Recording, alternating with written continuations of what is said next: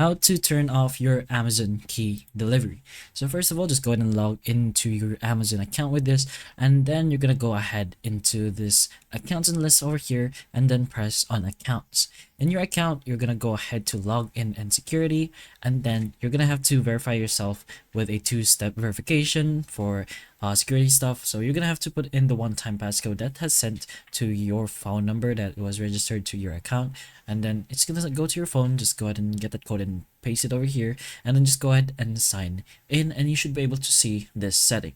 If you want another option, you can go back to the account section over here and then scroll down until you find this, which is the ordering and shopping preferences. Navigate yourself into here, which is the Amazon key settings, and you should be able to toggle whatever setting you want for your Amazon key.